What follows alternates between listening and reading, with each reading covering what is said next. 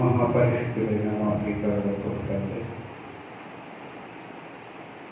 ఈ ఆదివారం దినాన్ని మరొకసారి ఈ సన్నిధిలో వచ్చి నిన్ను స్తుతించి మహిమపరచడానికి మీరు చూపిన ప్రేమను బట్టి వందనాలు చెల్లిస్తూ భూమి మీద ఉన్న దేవుని కుమారుడైనటువంటి ప్రతి ఒక్కరిని మీరు ప్రేమించి కాచి కాపాడమని మా ప్రభువును ప్రియకుమారుడు యేసుక్రీస్తునామమున అడుగుచున్నాం తండ్రి.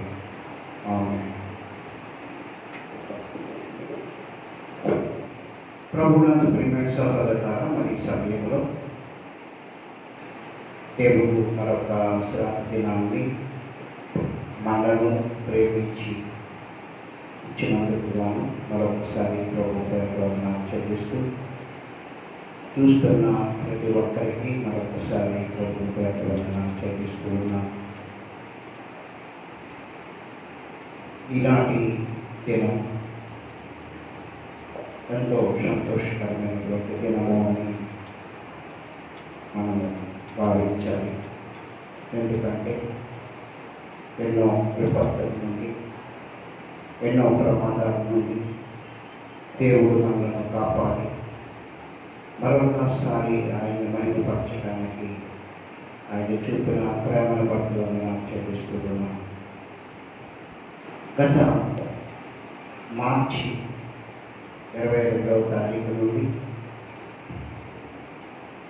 మే 17 వరకు ప్రభుత్వం వారు లాక్డౌన్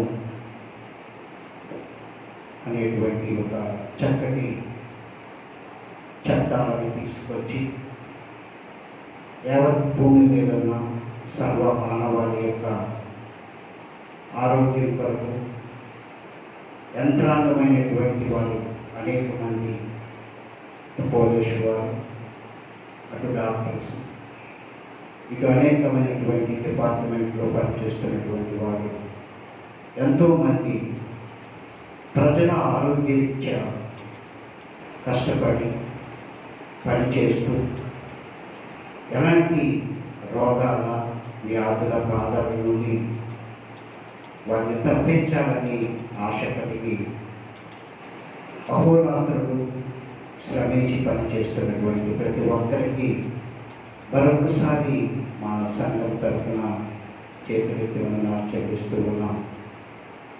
ఈ భయంకరమైనటువంటి ఈ కరోనా వ్యాధి నుండి అనేక దేశాలు భయభ్రాంతులై ఎన్నో పద్ధతుల ద్వారా, ఎన్నో ఆలోచనల ద్వారా మానవులను కాపాడాలి అని ప్రయత్నం చేస్తూ ఆయా ప్రాంతాలని కట్టుదిట్టమైనటువంటి ఏర్పాట్లతో ప్రజలను బయటికి రాకుండా కాపాడుతున్న విధానాన్ని బట్టి మరొకసారి వందనాలు చెల్లిస్తూ ఉన్నాం. అయితే ఎన్ని కట్టుబాట్లు, ఎన్ని పద్ధతులు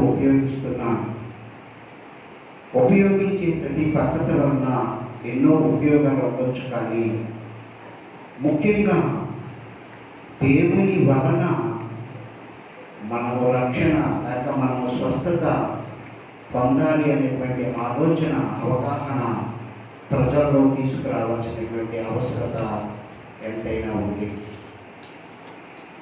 ఈనాటి ఈ సమాజంలో అనేక దేశాల వారు ఎన్నో పద్ధతులు ఉపయోగిస్తున్నారు, ఎన్నో చట్టాలను ఉపయోగిస్తున్నారు, కానీ దేవుని మీద అవగాహన పెంచేటువంటి పద్ధతిని ఈ ప్రపంచ దేశాలు అవలంబించాలి అని మరొకసారి చేతులెత్తి మనవి చేస్తూ ఉన్నాను. ఎప్పుడైతే దేవుని మీద మనము ఆధారపడి మన జీవితాలను మార్చుకొని భూమి మీద బ్రతుకుతామో అప్పుడు ఇలాంటి భయంకరమైనటువంటి విపత్తుల నుండి దేవుడు మనల్ని కాపాడుతాడు అనే సంగతి అనేక మందికి తెలియజేయవలసినటువంటి అవసరత ఎంతైనా ఉంది. ఈ సమయంలో అలాంటి దేవుని యొక్క ఆలోచనలు దేనిలో వ్రాయబడ్డాయి అని మనం అనుకుంటే సృష్టించిన సృష్టికర్తే, కలుగు చేసిన సృష్టికర్తే మరలా వాటి నుండి కాపాడగలిగేటువంటి శక్తివంతుడైనటువంటి దేవుడు.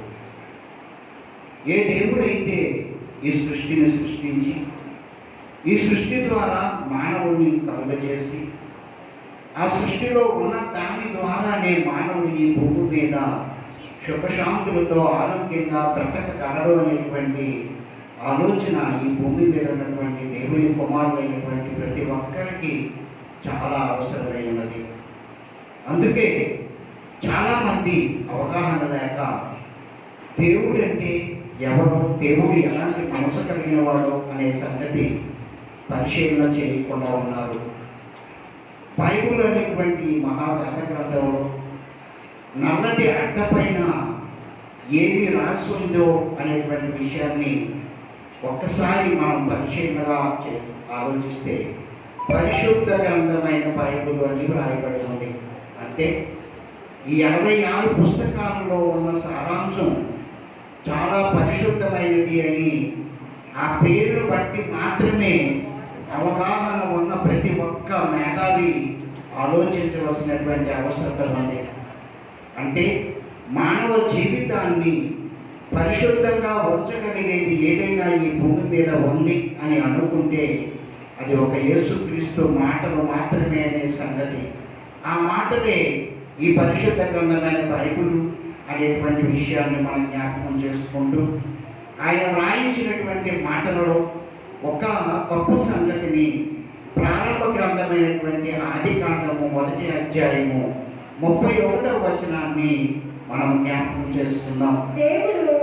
దేవుడు తాను చేసినది యావత్తును చూచినప్పుడు దేవుడు తాను చేసిన యావత్తును చూచినప్పుడు అది చాలా మంచిది అన్నాడు. అది చాలా మంచిది. యావత్తును చూసినప్పుడు అది చాలా మంచిది. ఎందుకంటే నా కుమారులకు లేక నా పిల్లలకు ఈ భూమి మీద నేను చేసిన ఈ ప్రకృతి అంతా కూడా చాలా మంచిది మంచిది మంచిది అని 1వ అధ్యాయం అంతటిలో కూడా వ్రాయించుకొచ్చి ఆ 1వ అధ్యాయంలో ఉన్న ప్రతి మాట కూడా భూమి మీద మనలను సృష్టించక ముందు మనకు ఏదైతే అవసరమో దాన్ని ఈ ప్రకృతిలో కలుగు చేసి ఉన్నాడు కనుక అది మంచిది అన్నాడు. ఈనాడు ఈ సమాజానికి ఏమి అర్థమైంది ఆ మంచి అని మనం ఆలోచన చేస్తే ఆ మంచి ఈ సమాజానికి అర్థం కాలేదు అనే సంగతి మనం తెలుసుకోవాల్సినటువంటి అవసరం ఎంతైనా ఉంది. ఎందుకంటే ఈనాడు China, America, Russia, Germany, Japan, India ఇలా ఎన్నో దేశాలు మనం ఈ భూమి మీద అనేక పేర్లు పెట్టి పిలుచుకుంటున్నప్పుడు ఆ పేర్లు పెట్టి పిలుచుకున్నటువంటి ఆ దేశాలలో నివసిస్తున్నటువంటి దేవుని కుమారుడికి కావలసిన ప్రతి దానిని దేవుడు భూమి మీద కలుగు చేశాడు అనే సంగతి ముఖ్యంగా తెలుసుకోవాల్సినటువంటి అవసరత ఎంతైనా ఉంది. మనము జీవించడానికి ఏది అవసరమో దాన్ని కలుగు చేశాడు. మనము స్వస్థత పొందడానికి ఏది అవసరమో వాటిని కలుగు చేశాడు. అందుకే ఈనాడు చైనాలో ఉన్నటువంటి శాస్త్రవేత్తలందరూ కూడా మానవుడు క్షేమముగా ఈ భయంకరమైనటువంటి రోగం నుండి కాపాడబడాలి అని ప్రయోగశాలల్లో ఎంతో మంది శాస్త్రవేత్తలు ప్రయోగాలు చేసి ఈ భయంకరమైనటువంటి వ్యాధికి వ్యాక్సిన్ కనుక్కోవాలి అని ప్రయత్నం చేస్తున్నారు. అలాగే ఒక అమెరికా దేశంలోను, ఒక ఇండియా దేశంలోను, ఇలా ప్రతి దేశంలోనూ కూడా ఈ భయంకరమైనటువంటి వ్యాధికి ఏదైనా వ్యాక్సిన్ కనుక్కుంటే తప్ప ఈ భూమి మీద ఉన్నటువంటి సర్వమానవాళిని బాగుపడే లేక స్వస్థపడేటువంటి విధం లేదు అని వారు ఆలోచన చేస్తూ ఉన్నారు. అయితే ఇలాంటి ఈ విపత్తుకరమైనటువంటి దినాల నుండి మనల్ని కాపాడేది ఎవరు అని అనుకుంటే దేవుడే తప్ప మనుషులు కాదు అనే సంగతిని మనం జ్ఞాపకం చేసుకోవాలి. ముఖ్యంగా ఈసారి ఈ దినం ఒక గొప్ప సంగతిని ఈ ప్రకృతి నుండి మానవునికి అవసరమైన ప్రతి దానిని ఆలోచన చేయవలసినటువంటి అవసరత ఎంతైనా ఉంది. భూమి మీద మనం చూస్తున్నప్పుడు ఎన్నో రుజువులతో కూడుకున్నటువంటి సంగతులు ఆయా దేశాల్లో ఆయా ప్రాంతాల్లో మనకు కనిపిస్తూ ఉన్నాయి.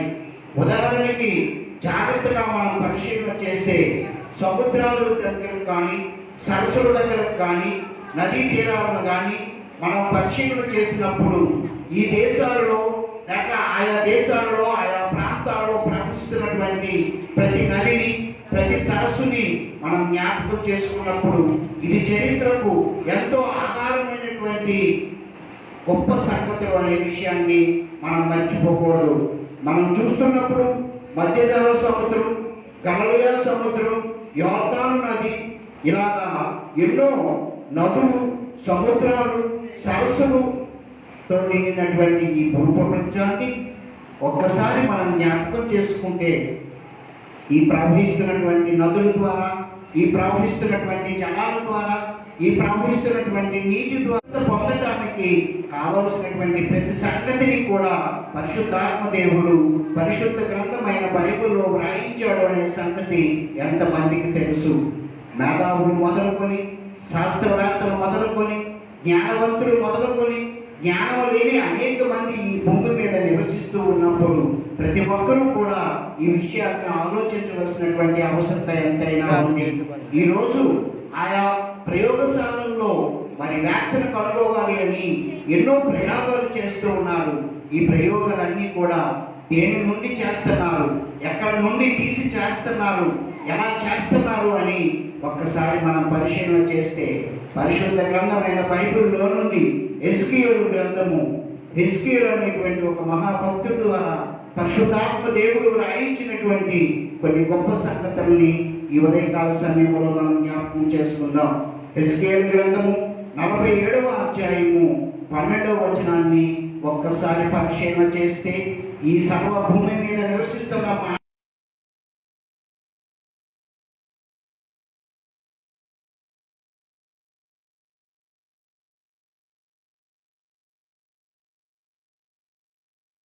పన్నెండవ వచనం, నదీ తీరమున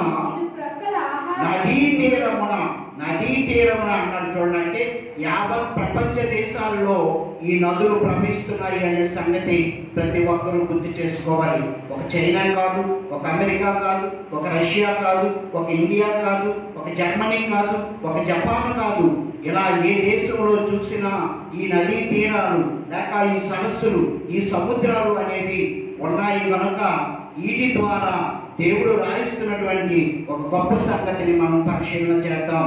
నదీ తీరమున ఇరు ప్రక్కల ఆహారమిచ్చు సకల జాతి వృక్షములను ఏం చేశాడట? ఆహారమిచ్చు సకల జాతి వృక్షములు. అంటే మానవాళి ఈ భూమి మీద నివసిస్తున్నప్పుడు వారికి కావలసినటువంటి సమస్త ఆహారాన్ని కలుగు చేసి వాటి ద్వారా భూమి మీద మానవుడు జీవించాలి అని ఆ నదీ తీరాలను ఇరు ప్రక్కల ఏం చేస్తున్నాడట? చదవండి. మన ఆహారమిచ్చు వృక్ష ఫలములను, ఆయా జాతి వృక్షములను పెరుగును, వాటి ఆకులు వాడిపోవు, వాటి కాయలు ఎన్నటికి రాలవు. ఈ నది నీరు పరిశుద్ధ స్థలములో నుండి పారుచున్నది కనుక ఆ చెట్లు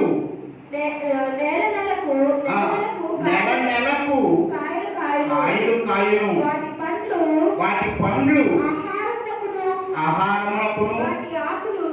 ఇక్కడ జాగ్రత్తగా పరిశీలన చేయాలి. ఎందుకంటే మానవుడు భూమి మీద నివసించడానికి, జీవించడానికి వాటి పండ్లు ఆ వృక్షముల నుండి కలుగు చేస్తూ ఇంకా ఒక గొప్ప సంగతిని పరిశుద్ధాత్మ దేవుడు రాయిస్తూ ఉన్నాడు. వాటి ఆకులు ఔషధమునకును వినియోగించబడును అంటున్నారు. చూడండి, వాటి ఆకులు వేటికి ఉపయోగపడుతున్నాయట?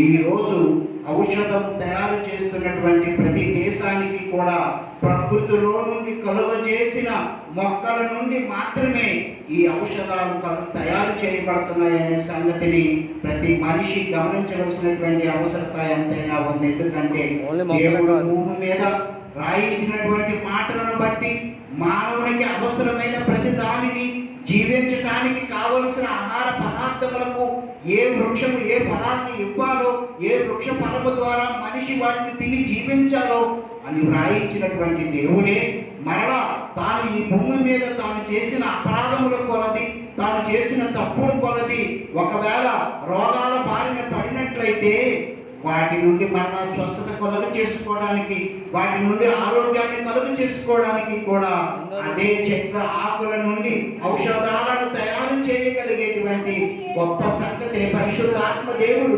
వ్రాయించాడు అనే సంగతి ఈ భూమి మీద ఉన్నటువంటి సర్వ మానవాళి తెలుసుకోవాల్సినటువంటి అవసరం ఎంతైనా ఉంది.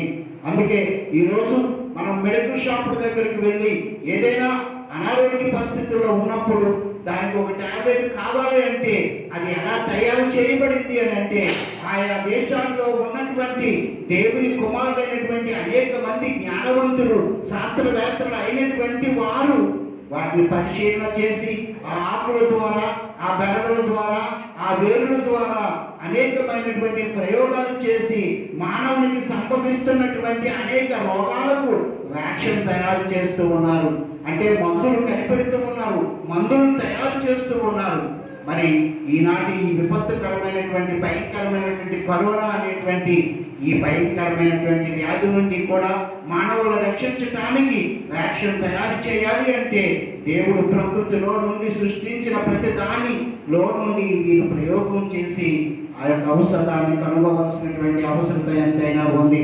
అందుకే దేవుడు అంటున్నాడు, ఆ యొక్క ఆకులు దేనికి పనికొస్తాయి అని అనుకుంటే ఔషధమును తయారు చేయుటకు ఆ ఆకులు పనికి వచ్చును అంటున్నాడు.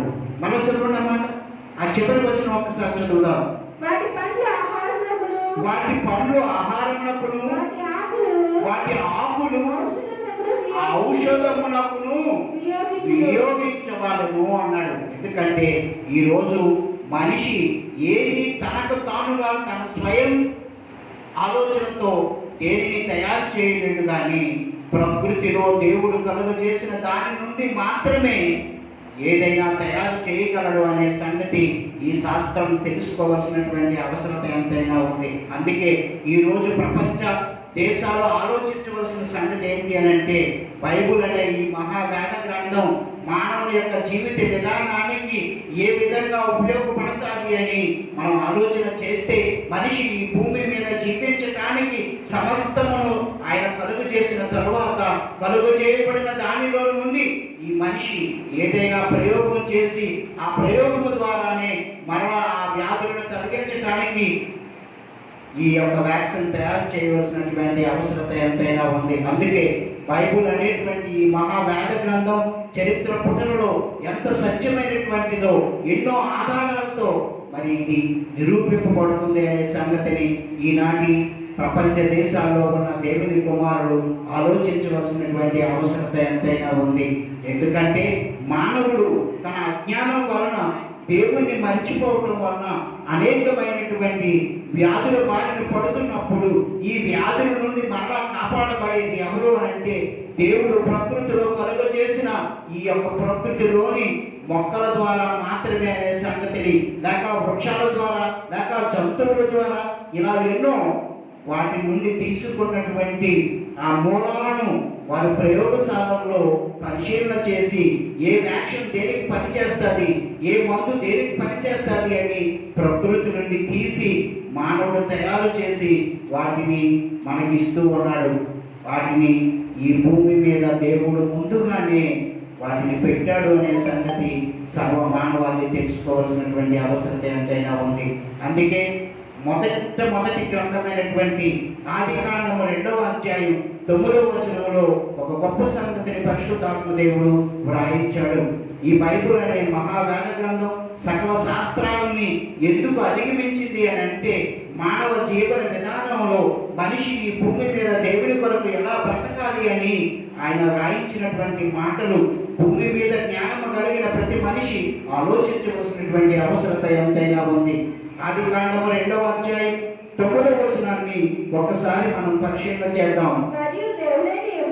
మరియు దేవుడైన యెహోవా చూపునకు రమ్యమైనది, ఆహారం నేలలకు మంచి తీయునైనా ఈ వృక్షమును ఆ ఆ తోట మధ్యలో ఏం చేశాట? వృక్షములను ఆ తోట మధ్యలో కలుగు చేశాడు. ఏం చేశాడంటే భూమి మీద సర్వ మానవాళికి అవసరమైన, భూమి మీద సర్వ ప్రదేశాల్లో నివసిస్తున్న ప్రతి మనిషికి ఆ నివసించే పరిసర ప్రాంతాల్లో తనకు కావలసినటువంటి ఆహార పదార్థాలను ఇవ్వటానికి ఆ ప్రదేశాలంతటిలో కూడా ఈ వృక్ష జాతిని, ఈ జలజాతి, ఈ యొక్క సంపదలంతటినీ కూడా ఆయన కలుగు చేసి ఉన్నాడు అనే సంగతిని ఈ భూమి మీద నివసిస్తున్న ప్రతి మనిషి ఆలోచించవలసినటువంటి అవసరత ఎంతైనా ఉంది.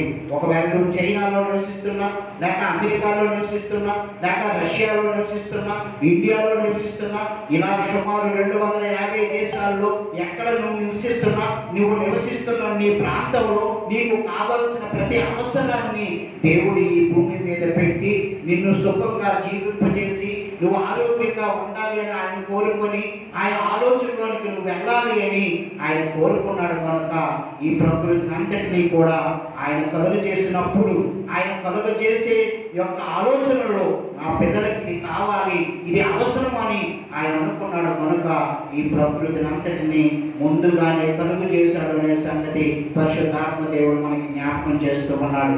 ఈ విషయం భూమి మీద పుట్టుకొస్తున్న ప్రతి మనిషి ఆలోచించవలసినటువంటి అవసరత ఎంతైనా ఉంది. ఇంకొక మంచి సంగతిని పరిశుద్ధాత్మ దేవుడు మానవునికి ఉపయోగపడేటువంటి విషయాన్ని పరిశుద్ధ గ్రంథమైన బైబిల్లో రాయించాడు.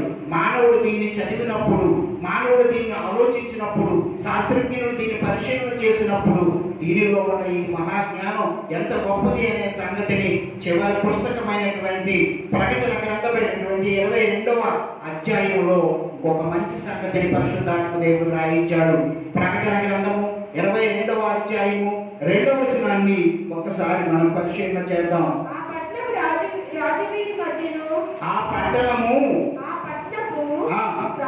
రాజవీధి మధ్యను ప్రవహించుట ఆ దూత నాకు చూపెను.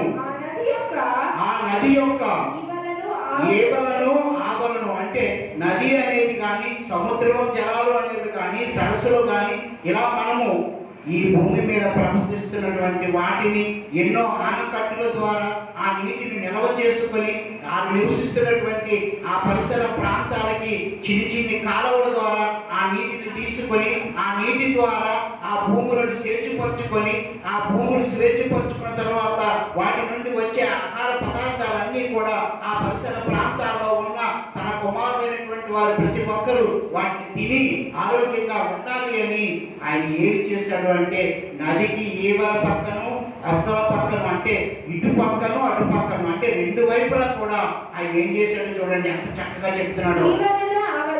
ఏవలను ఆవలను జీవవృక్షం ఉండెను, అది నెల నెలకు ఫలించుచు 12 కాపులు కాస్తుందంటే మనం ఏర్పాటు చేసుకునే సంవత్సరానికి ఈ 12 నెలలు అనేవి ఉన్నాయి. జనవరి, ఫిబ్రవరి, మార్చి, April, May, June, July, August, September, October, November, December అని ఇలా ఏ నెలలైతే పిలుచుకుంటున్నామో ఈనాడు మనకు అర్థం అవ్వటం కోసం పరిశుద్ధాత్మ దేవుని ద్వారా రాయించిన మాటల్లోని ఒక గొప్ప సంగతి ఏంటి అంటే ప్రతి నెల ఈ భూమి మీద జీవించడానికి కావలసినటువంటి ప్రతి దానిని కూడా ఆ 12 కాపులు కాయటానికి పరిశుద్ధాత్మ దేవుడు ఈ భూమి మీద కలుగు చేసిన ప్రకృతిని అంతటినీ కూడా మానవునికి అవసరమైనటువంటి రీతిలో దాన్ని పుట్టింపు చేస్తున్నాడు అనే సంగతి మనం తెలుసుకోవాలి. అందుకే ఆయన అంటున్నాడు, నదికి ఈవల వైపును ఆవల వైపును జీవవృక్షం ఉండెను, అది నెల నెలకు ఫలించుచు 12 కాపులు కాయను, ఆ వృక్షము యొక్క ఆకులు ఎవరినట జనములను స్వస్థపరుచుటకై వినియోగిస్తారు అంటున్నాడు. చూడండి ఎంత చక్కగా పరిశుద్ధాత్మ దేవుడు రాయించాడు.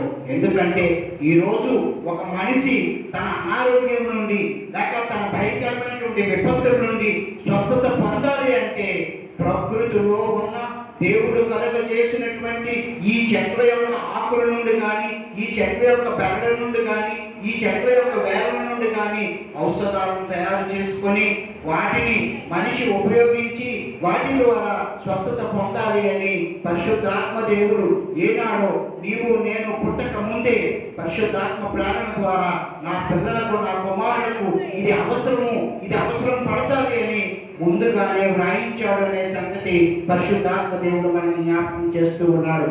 ఇలా పరిశీలన చేసి ఈ శాస్త్రాల్లో ప్రయోగశాలను ఉపయోగించి వీటిని మెడిసిన్గా ఉపయోగించి మనం ఉన్నాం. అందుకే దేవుడు రాయించిన మాటలు ఎంత గొప్ప అద్భుతమైనటువంటివి అని అంటే భూమి మీద నివసిస్తున్నటువంటి ప్రతి మనిషి ఆలోచించవలసినటువంటి అవసరత ఎంతైనా ఉంది.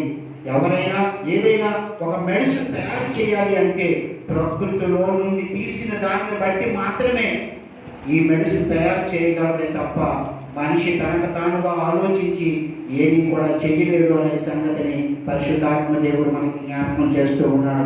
ఇలాంటి గొప్ప సంగతుల ద్వారా దేవుడు మనలను ఆలోచింపు చేస్తున్నాడు అని అంటే ఈ ఆలోచన ఎంతమంది దీనికి కట్టుబడి ఉన్నారు, ఎంతమంది సాక్షాత్తు సృష్టికర్త మన కొరకు ఆలోచించి ఇలాంటి మంచి సంగతులు రాయించాడు కనుక ఆయనకి మనము కృతజ్ఞత కలిగి ఉండాలి అని ఏ యొక్క దేవుని కుమారుడు ఆలోచిస్తున్నారు అనే సంగతి మనం మర్చిపోకూడదు. ప్రతి ఒక్కరూ కూడా దేవుని కోసం ఆలోచిస్తే, ప్రతి ఒక్కరూ దేవుని ఆలోచనలను వెళితే భూమి మీద మనిషికి మరి ఈ యొక్క అస్వస్థత అనేది ఉండదు అని పరిశుద్ధాత్మ దేవుడు జ్ఞాపకం చేస్తూ ఉన్నాడు. కానీ మానవుడు తనకు తానుగా నాశనమైపోయే దశలోకి వెళ్ళిపోయి ఉపయోగకరమైనటువంటి సంగతుల్ని వెనుకకు నెట్టి ఉపయోగపడేటువంటి విషయాన్ని ఆలోచించకుండా ఉపయోగం లేనటువంటి విషయాల వైపు ఈ మానవ జ్ఞానం పరిగెడుతుంది అని అనడానికి ఒక మంచి సంగతిని పరిశుద్ధాత్మ దేవుడు బైబిల్ నుండి మనకి వ్రాయిస్తూ ఉన్నాడు. ఎందుకంటే మానవుడు జ్ఞానవంతుడని మనం అనుకుంటున్నాం, కానీ ఎంత అజ్ఞానంలోనికి వెళ్ళిపోతున్నాడు అని అంటే దేవుడు కలుగు చేసినటువంటి ఈ సృష్టిలో ప్రతి దానిని మనం అనుభవించి ఈ భూమి మీద ఆరోగ్యంగా బ్రతకవలసినటువంటి మనం ఎందుకు ఇన్ని ఆరోగ్యాలు పాలైపోతున్నాము అని మనం అనుకుంటే ఒక మంచి సంగతిని పరిశుద్ధాత్మ దేవుడు బైబిల్ నుండి మనకు రాయించాడు. అదే యెషయా గ్రంథము 55వ అధ్యాయం 2వ వచనాన్ని ఒక్కసారి మనం పరిశీలన చేద్దాం. యెషయా గ్రంథము 55వ అధ్యాయం 2వ వచనంలో ఒక గొప్ప సంగతిని పరిశుద్ధాత్మ దేవుడు రాయించాడు. ఆహారము కాని దాని కొరకు మీరేల రోగమిచ్చెదరు, సంతృష్టి కలుగజేయ దాని కొరకు మీ కష్టార్జితమును ఎలా వ్యక్తపరుచుకుంటున్నారు అంటున్నాడు పరిశుద్ధాత్మ దేవుడు. ఎందుకంటే ఈనాటి సమాజంలో సర్వ దేశాల్లో ఉన్న దేవుని కుమారులు కూడా వారి కష్టార్జితాన్ని అంతటినీ కూడా దేవుడు ఎలాగైతే వినియోగించుకోవాలని చెప్పాడో అలా వినియోగించుకోకుండా వ్యర్థమైనటువంటి రీతిలో వారు సంపాదించే సంపాదన అంతా కూడా వినియోగించుకుంటున్నారు అని పరిశుద్ధాత్మ దేవుడు ఇక్కడ రాయిస్తూ ఉన్నాడు. అందుకే ఆయన అంటున్నాడు, మళ్ళా చూద్దాం ఆ విషయాన్ని. ఏంటి ఆహారం కాని దాని వరకు నీ యొక్క సంపాదన అంతా కూడా వ్యక్తం చేస్తున్నావు? ఏంటి ఆ వ్యక్తం చేసేటువంటిది అంటే నీ జీవితాన్ని బాగు చేసే దాని కొరకే నీ కష్టాన్ని వినియోగించుకోవాలి, కానీ నీ జీవితాన్ని పాడు చేసే దాని కొరకు నీవు దాన్ని ఉపయోగించుకోకూడదు అంటున్నాడు పరిశుద్ధాత్మ దేవుడు. ఎక్కడండి ఈ మాటలు మనం ఆలోచన చేస్తే, ఎప్పుడండి ఈ మాటలు ఆలోచన చేస్తే మనకు అర్థమవుతాయి. మనం ఉదయం నుండి సాయంకాలం వరకు సంపాదించిన కష్టార్జితాన్ని తీసుకెళ్ళి మన భార్య మన కుటుంబాలతో కలిసి హాయిగా జీవించి హాయిగా తిని సుఖంగా ఉండవలసిన మనం కష్టపడిన కష్టార్జితానికి ఒక సంగతిని గుర్తు చేస్తూ ఉన్నాడు పరిశుద్ధాత్మ దేవుడు. నువ్వు సంపాదించే సంపాదన అంతా కూడా నిన్ను ప్రతికించలేని ఆహారం కొరకు నీ కష్టార్జితాన్ని నువ్వు వ్యక్తపరుస్తున్నావు అంటున్నాడు. ఈరోజు సమాజంలో చూడండి, మీరు ఎక్కడ చూసినా తాగుడు, మద్యము, ఇలాగా అనేకమైనటువంటి వాటికి వాళ్ళు సంపాదించుకునేటువంటి సంపాదన వ్యక్తంగా పాడు చేస్తున్నారు. ఇలా కొట్టకాలని, ఇలా మరి పగ్గాలని, లేకపోతే పిజ్జాలని, ఇలాగా నీ జీవితాన్ని బాగు చేసేటువంటి వాటి కోసం నీ కష్టార్జితాలను ఉపయోగించలేదు, కానీ నీ జీవితాన్ని పాడు చేసే దానికోసం నీ జీవితంలో అది నీకు సంతృప్తిని ఇవ్వదు, అది నీకు ఆకలిని తీర్చదు, కానీ నీకు ఆరోగ్యాన్ని ఇవ్వదు. కానీ నువ్వు కష్టపడే కష్టార్జితం అంతా కూడా నువ్వెందుకు వ్యర్థంగా ఖర్చు పెడుతున్నావు అని అంటే ఆ ఆహారం నీకు సంతృప్తిని ఇవ్వదు అంటున్నాడు దేవుడు. ఈరోజు సమాజంలో ఎక్కడ చూసినా అనేక మంది వారు జీవితం నాశనం చేసుకుంటున్నారు అంటే కారణం ఏంటి తెలుసా? వారి సంపాదన అంతా కూడా వ్యర్థపరుచుకుంటున్నారు అంటే ఇదే మనం ఆలోచించవలసినటువంటి విషయం. అది చదవడం వల్ల ఒకసారి ఆహారము కాని దాని కొరకు. ఆహారము కాని దాని కొరకు. ఆహారం అంటే ఏంటి? ఈరోజు భూమి మీద ఉన్న సర్వ మానవాళికి అర్థం అవ్వాలి ఈ విషయం.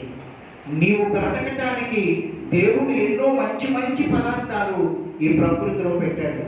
ఎన్నో మంచి మంచి ఆహార పదార్థాలు ఈ భూమి మీద నువ్వు జీవించడానికి పెట్టాడు. ఆ అంటున్నారైనా ఆహారం ఆహారము కాని దాని కొరకు. ఆహారం కాని దాని కొరకు. ఆహారం ఇప్పుడు ఒకవేళ నువ్వు ఉదయం నుంచి సాయంత్రం దాకా సంపాదించినటువంటి డబ్బులు ఏ తాగుడుకో వినియోగించావనుకో, లేకపోతే ఏ మద్యపానానికి అలవాటు పడి దానికి ఉపయోగిస్తున్నావు అనుకో, లేకపోతే ఏ నల్ల మందుకో ఏ డ్రగ్స్కో నువ్వు ఉపయోగిస్తున్నావు అనుకో, అది నిన్నేమైనా బాగు చేస్తుందా? అది నిన్నేమైనా ఆరోగ్యవంతులుగా చేస్తుందా? అదే అంటున్నాడు దేవుడు. ఏమంటాడంటే నువ్వు సంపాదించే సంపాదన వ్యర్థం చేసుకుంటున్నావు, ఎందుకంటే అది నిన్ను జీవింపచేసేది కాదు అంటున్నాడు. నువ్వు జీవింపచేసేటువంటి జీవన విధానానికి ఆయన కొన్ని భూమి మీద కలుగు చేశాడు. నిన్ను రక్షించడానికి, నువ్వు జీవింప చేయటానికి ఆయన కలుగు చేసినవి ఏంటో ఒక్కసారి మనం జ్ఞాపకం చేసుకుంటే అదే యెషయా గ్రంథము 62వ అధ్యాయం. యెషయా గ్రంథము 62వ అధ్యాయం 8-9 వచనాల్లో ఒకసారి చూద్దాం. తన రక్షణ హస్తము తోడనియు బాహుబలము తోడనియు యెహోవా ఇలాగు ప్రమాణము చేయించున్నాడు. నిశ్చయముగా నీ ధాన్యమును ఎటనా ఇంకను నీ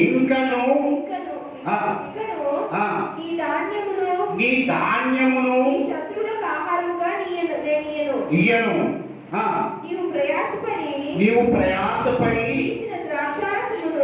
తీసిన ద్రాక్షారసమును అన్యజనులు తాగరు. ఇవి నీ జీవితాన్ని బాగు చేసేటువంటి పదార్థాలు, ఇవి నీ జీవితాన్ని సుఖపెట్టేటువంటి పదార్థాలు. అందుకే నీ కష్టార్జితాన్ని వీటి వరకు వేయపరుచుకోవాలి, కానీ నీ కష్టార్జితాన్ని అంతటినీ కూడా ఆహారము కాని దాని కొరకు నువ్వు వాటిని ఉపయోగించుకోవద్దు అంటున్నాడు పరిశుద్ధాత్మ దేవుడు. ఇప్పుడు చదవండి 55:2 వచనాన్ని ఒకసారి మనం చదువుదాం. యెషయా గ్రంథం 55:2 వచనం. ఆహారము కాని దాని కొరకు మీరు ఎలా రోగమిచ్చెదరు? అంటే మీ డబ్బులు ఉన్నాయే, మీరు కష్టపడే కష్టార్జితం ఉందే, నువ్వు సంపాదించే సంపాదన ఉందే, నీ జీవితానికి సుఖాన్ని ఇవ్వాలి, దానికోసం నువ్వు ఎందుకు వ్యక్తపరుస్తున్నావు అంటున్నాడు దేవుడు. ఎంత మంచి మాట ఈ మాట! ఎవరు ఆలోచించగలుగుతున్నారు ఈ మాటని? ఎవరు గ్రహించగలుగుతున్నారు? ఏ మేధావులు వీటిని భూమి మీద ఉన్నటువంటి మానవులకి చెప్పగలుగుతున్నారు? మద్యపానం తాగకూడదు అంటున్నాడు, కానీ దాని మళ్ళా అనిపిస్తుంది ఈ గవర్నమెంట్. అలాగే చుట్టా బీడీ తాగకూడదు, వాటి వల్ల హానికరం అంటుంది ఈ ప్రభుత్వాలు, కానీ మరలా వాటినే అమ్మిస్తుంది. ఇలా ఎన్నో ప్రమాదకరమైనటువంటి వస్తువుల్ని మానవ జీవితాన్ని నాశనం చేయటానికి మనిషి తనకు తానుగా తయారు చేసుకొని మానవ జీవితాన్ని అనేకమైనటువంటి వ్యాధులు పడేటట్లుగా చేసుకుంటున్నాడు ఈ మనిషి. అందుకే దేవుడు ఏమంటున్నాడంటే ఆహారము కాని దాని కొరకు నీ వేళ నీ రోగులను ఇచ్చెదరు, సంతోషము కలుగు చేయి దాని కొరకు నీ కష్టార్జితమును ఎందుకు వ్యయపరుచుకుంటున్నావు అంటున్నాడు దేవుడు. చూడండి, దేవుడు చూడండి, ఎంత మంచి మాటలండి మాటలు. ఏ గ్రంథాలలో నువ్వు రాయబడని గొప్ప సంగతులు పరిశుద్ధ గ్రంథమైన బైబిల్లోనే దేవుడు మనల్ని ప్రేమించి వ్రాయించాడు అంటే ఈ మాటల ద్వారా మనం అనేకమైనటువంటి జ్ఞానాన్ని సంపాదించుకొని దేవుని కొరకు మనం ఎలా బ్రతకాలి అనేటువంటి విషయాన్ని పరిశుద్ధాత్మ దేవుడు మనకి జ్ఞాపకం చేస్తూ ఉన్నాడు. ఇలాంటి మంచి మాటల ద్వారా భూమి మీద ఉన్న సకల మానవాళి ఆలోచించి దేవుని కొరకు బ్రతకగలిగితే ఎంత సంతోషంగా ఉంటుందనే సంగతిని పరిశుద్ధాత్మ దేవుడు మనకి జ్ఞాపకం చేస్తూ ఉన్నాడు. ఈ మాటలు ఎంత ఆలోచిస్తే అంతగా దేవుడు మనకి జ్ఞానాన్ని కలుగు చేస్తూ ఉంటాడని, అంతగా మనం వీటిని ఆలోచింపజేస్తే అంతగా మనల్ని దేవుడు ప్రేమిస్తూ ఉంటాడు అనే సంగతిని పరిశుద్ధాత్మ దేవుడు రాయిస్తూ ఉన్నాడు. అందుకే ఆహారము కాని దాని కొరకు ఎలా నీ కష్టార్జితాన్ని లేక నీ రోగం ఇచ్చేస్తున్నావు. ఎందుకంటే ఈరోజు సంపాదించే సంపాదన ప్రతి మనిషి కూడా ఎంత వ్యక్తపరుచుకుంటున్నాడు అని అంటే మనం ఊహల ఆత్మనేటువంటి ఆలోచనలోకి వెళ్ళిపోతే ప్రపంచ దేశాల్లో ఉన్న ప్రతి మనిషి కూడా ఈ యొక్క కష్టార్జితాన్ని వ్యక్తపరుచుకుంటున్నాడు. అదే అంటున్నాడు మన చదివిన విషయాన్ని, ఆహారము కాని దాని కొరకు మీరేలా రోగమిచ్చెదరు, సంతోషము కలుగు చేయని దాని కొరకు మీ కష్టార్జితమును ఎందుకు వ్యయపరుచుకుంటున్నారు అంటున్నాడు. చూడండి, అంటే మరి దేనికోసం మనం ఈ కష్టపడేది, దేనికోసం మనం సంపాదించుకునేది, ఎలా దీన్ని ఉపయోగించుకోవాలి అని మనం ఆలోచన చేస్తే మరలా ఎలా వినియోగించుకోవాలో, ఎలా ఉపయోగించుకోవాలో మరలా బైబిల్లో చెప్పాలి. మరలా యేసుక్రీస్తు మాత్రమే ఈ మాటలు చెప్పాలి అనే సంగతిని పరిశుద్ధాత్మ దేవుడు మనకు రాయిస్తూ ఉన్నాడు. ఎందుకంటే ఈ భూమి మీద ఉన్నటువంటి ప్రతి మనిషి కూడా అనేకమైనటువంటి రోగాల బారి నుండి తప్పించుకోవాలి అంటే దేవుడు ప్రకృతిలో కలుగు చేసిన దానిని ప్రతి దానికి కూడా మనము జాగ్రత్తగా వినియోగించుకొని దాని ద్వారానే స్వస్థత పొందాలి అని పరిశుద్ధాత్మ దేవుడు మనకి జ్ఞాపకం చేస్తూ ఉన్నాడు. కనుక ఆయన కలుగు చేసిన ఈ ప్రకృతిలోనూ ప్రతి దాని నుండి మన స్వస్థత కొరకైనటువంటి ఈ మందులు తయారు చేసుకొని వాటిని వినియోగించాలి.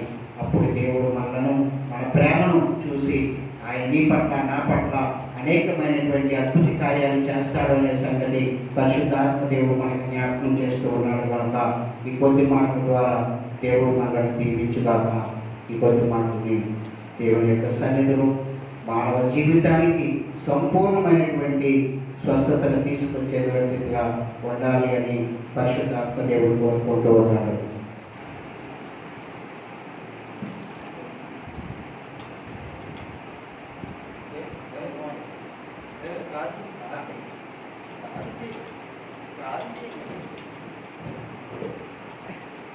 అలా కడుపు మూసుకున్నట్లయితే ప్రార్థన చేస్తుంది. మహాపరిశుద్ధుడైన మా పరలోకపు ఈ మధ్యాహ్నంలో మరొకసారి ఇప్పుడు తండ్రిని తీసుకొని మహాభాగ్యాన్ని ఇచ్చినందుకు మనం ఆచరిస్తూ ఈ పరిశుద్ధ లేఖనాల్లోని మాటల ద్వారా ఈ భూమి మీద సర్వ మానవాళి స్వస్థత పొందడానికి కావాల్సినటువంటి విషయాన్ని మీరు మాకు గుర్తు చేసినందుకు మనం చెల్లిస్తూ ఉన్నాం.